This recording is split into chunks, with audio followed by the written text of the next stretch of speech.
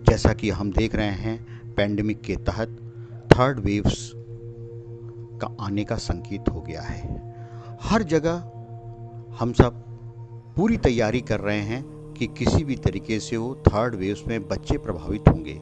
अतः mind booster ने अपने व्यूअर्स के लिए एक इम्यूनिटी बूस्टर योगासन और एक्सरसाइज का एक पैकेज बनाया है, जिसको कि आप देखेंगे और अपने जीवन में आत्मसात करेंगे। साथ में अपनी दिनचर्या में यदि इन्वॉल्व करते हैं तो निश्चित तौर पर क्या है, आपका इम्यूनिटी जो होगा वो बूस्ट रहेगा और आप स्वस्थ रहेंगे और आपको थर्ड वेव्स कुछ नहीं कर सकती है।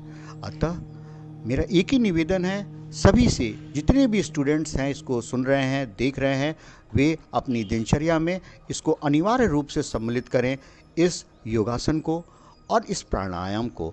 साथ में एक्सरसाइज भी करेंगे और अपने बहुत ही अच्छा हेल्दी फूड्स खाएंगे, जिसके कारण क्या है, आपका इम्यूनिटी जो है लगातार बूस्ट होता रहेगा। यह बात ध्यान रहे, स्मरण रहे कि यदि हम विटामिन सी वाले फूड्स लेते हैं, आम है, अमरूद है, आंवला है और भी हरी सब्जियां हैं, यदि हम पर्याप्त मात्रा में लेते हैं तो हमारे शरीर के अंदर बहुत सारी जो रोगों से लड़ने की क्षमता के लिए जो सेल्स बने होते हैं वो एक्टिवेट होते हैं और उनसे हमारा शरीर स्वस्थ रहता है। अतः ज़्यादा वक्त न लेते हुए मैं आपसे केवल एक ही निवेदन कि इस डेली रूटीन में इस योगा के क्रम को ज़रूर सम्मिलित करें। भले 10 मिनट 15 मिनट करें, लेकिन ज़रूर करें और अपने माता पिता से भी आग्रह करें कि वो भी साथ में करें तो बहुत ही अच्छा रहेगा।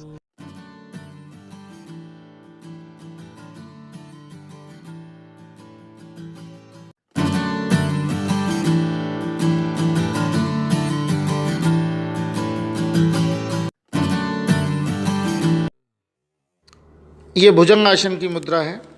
इसको आसन को करने से आपका लंग्स एक्सपेंडेड होते हैं, चेस्ट के जो लिम्फ नोड्स हैं वो एक्टिवेट हो जाते हैं, जो कि थाइमस से निकलने वाले टी सेल्स को एक्सपेंडेड कैरी करने का काम करते हैं। और टी सेल जो है वो हमारी बॉडी में इम्यूनिटी पावर को एनहांस करता है।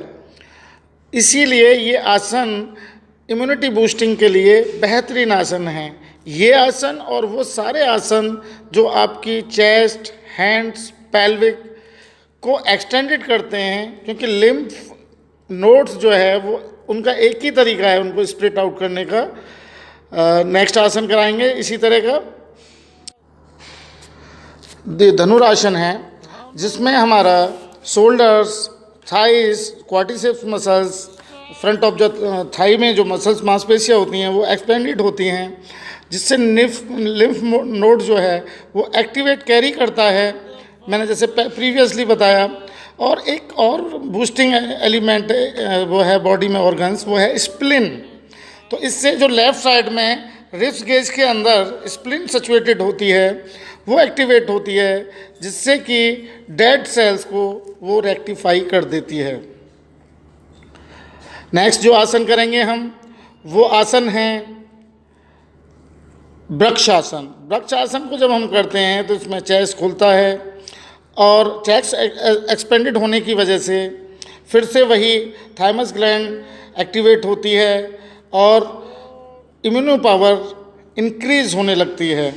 ये जो आसन हैं इनको करने में एक विशेष ध्यान रखना चाहिए कि ये देर तक उस मुद्रा में रुकिए, चाहे भले ही कम आसन हो, आपसे एक आसन या 2 आसन हो, लेकिन उस मुद्रा में, फाइनल मुद्रा में रुकिए। जैसे ये पश्चिम उत्तान आसन है, तो पश्चिम उत्तान आसन को जब आप करते हैं तो एक तो स्लो करिए, क्योंकि रिदम ये है कि आसन को स्लो करना होता है, जिस स्पीड में आप जाते हैं उसी में वापस होना होता है, फाइनल पोस्चर में होल्ड करके रखना होता है।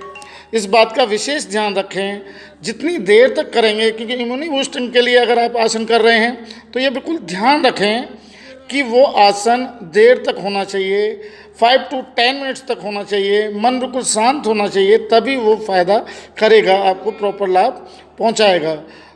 जो नेक्स्ट आसन है इसी मुद्रा, इसी सीरीज़ में हम जो है वो कराएंगे आपको वज्रासन। ये इकलौता आसन है जो थाई को स्ट्रेच कर रहा है, पंजों को स्ट्रेच कर रहा है और मन को शांत रख रहा है। तो यानी कि पेल्विक रीजन में यहाँ पर फंक्शन होगा आपका लिम्फ वेसल्स के थ्रू और इससे बोन मैरो एक्टिव हो जाती है, जिससे कि हमारी आरबीसी और डब्ल्यूबीसी का फंक्शन फास्ट हो जाता है। ये सुप्त वज्रासन है। जब सुप्त वज्रासन आप करेंगे, इस मुद्रा में आएंगे, तो ना आपकी थाई बल्कि आपकी चेस्ट भी ओपन हो जाएगा और चेस्ट ओपन जो हो जाएगा, लंग्स ओपन हो जाएगा। तो मैंने बताया आपका थाइलेमस ग्लैंड, स्प्लीन, लिम्फ नोड्स सभी एक्टिवेट हो जाएंगे और उनके एक्टिवेट हो जाने से ही हमारी इम्यून पावर बढ़ जाती है। बहुत जिस स्पीड से नीचे जाएंगे उसी स्पीड से ऊपर आएंगे, इस बात का विशेष ध्यान रखेंगे। होल्ड करने के समय ब्रीथिंग पैटर्न को बनाए रखेंगे। ये है सल्वासन। दोनों हाथों के सपोर्ट से थाई के हाथ के नीचे रखने के बाद में दोनों पैरों को स्ट्रेट ऊपर की तरफ उठाना होता है, जिससे कि हमारी बैक, हिप, पैल्विक रीजन इन सब के ऊपर एक प्रेशर पड़ता है, स्ट्रेचेबिलिटी बढ़ती है।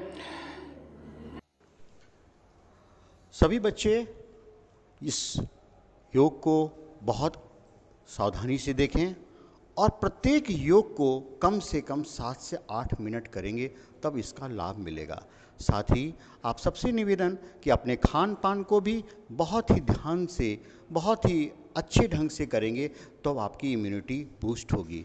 जैसा कि मैं बता रहा हूँ कि फल में आपको अमरूद है, आम है, आंवला है, साथ में जितने खट्टे साइट्रस फूड हैं वो आपकी इम्यूनिटी को बहुत ही ज़्यादा डेवलप करते हैं। इसी क्रम में सब्जियां हैं, हरी सब्जियां जैसे पालक के साग है, आपकी भिंडी है, लौकी है और भी अन्य जैसे चौराई की साग है और परवल है, और इस तरीके की बहुत सारी सब्जियां हैं जिनको कि हम लेते हैं तो उससे इम्यूनिटी बूस्ट होती है। साथ में कुछ ड्राई फ्रूट्स भी इस तरीके के हैं, बादाम है, मुनक्का है और आपके अखरोट है, इससे भी इम्यूनिटी बूस्ट होती है।